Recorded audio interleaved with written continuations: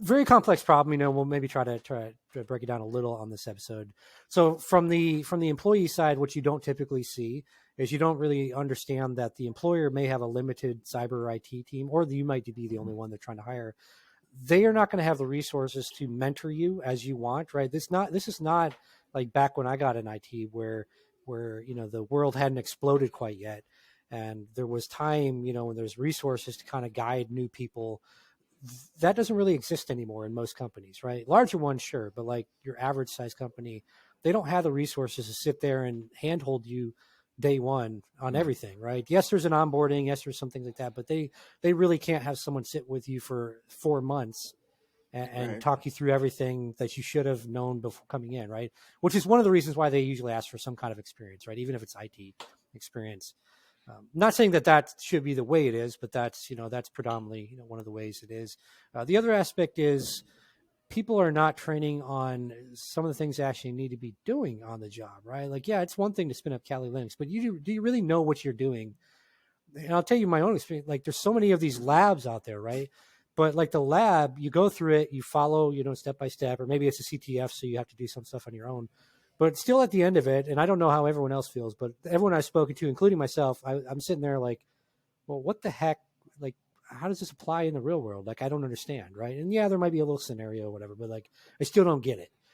And just like ninth grade algebra. No, exactly. Yeah, you're like, when am I ever going to use this crap, right? Yeah. And in reality, there's a lot of tools in the trainings and stuff. I mean, you spin those up in a corporate network, you're immediately, flagged by the IR team and getting a phone call. What are you doing? Stuff like that. Your machine's cut off. You can't access the internet. You're like, what just happened? Well, yeah, you try to spin up Navy cats. Come on. So there's a lot of things like that, right? So there's a disconnect of what employers are wanting, essentially, is what I'm getting at, and what people are actually being trained on. The other aspect there is you see all these programs, including college degrees. And I'm not going to knock that, by the way, because obviously I have mine. I did, I wanted them for a bucket list item. But the reality is, when you're done, you get a resume template, career services, resume template, and yeah, here's go check on Indeed or Career Builder. A lot of them say Career Builder or Monster. I'm like, who uses that anymore? But like, that's what that's what you're given, right? You have no opportunities, right? So those are some of the main challenges there. Is people, the opportunities just don't exist in the traditional sense like they used to usually at the broader level of companies willing to take you in with like nothing and say, all right, cool, let's train you up. Again, there's a lot of big companies that have onboarding processes, right? But they still want you to have some like foundational things going in. So my suggestion to those out there watching this, figure out what companies really need. Like, talk to some hiring managers, say what problems, like if someone took this job that you have open right now, not saying I'm qualified for it, but just asking you, if I took this job or somebody took this job right now, like what are some of the things you would have them doing in the first 30 days? Like, what are some of the projects? And if they tell you that, say, okay, cool, I want to get experience in that. So yes, maybe I'm not the right fit right now, but I want to get experience in that so I can join your team at some point. So what do you suggest for me? Can you give me some scenarios or whatever to work through on my own? And then I can come back and you give me some feedback or whatever. When you ask, number one, closed mouths don't get fed. I think it was a Tyler Perry movie. I saw that on or something. I don't know. But somewhere, it might have been Mindia or someone saying that as she shot at somebody. But closed mouths don't get fed. If you don't ask, like I don't read minds, right? You guys don't read minds unless you've invented some technology I don't know about.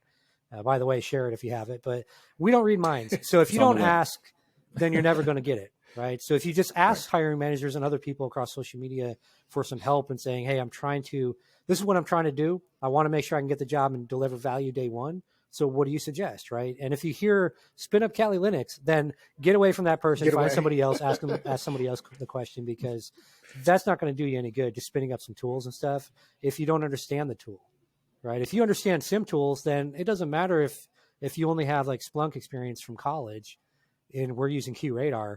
But if you understand a SIM tool and like the whole purpose behind it, then I can take you and I can put you through some training with IBM on QRadar and get you some mentorship, from the team. And I can use someone like that, right? So I hire for attitude and aptitude.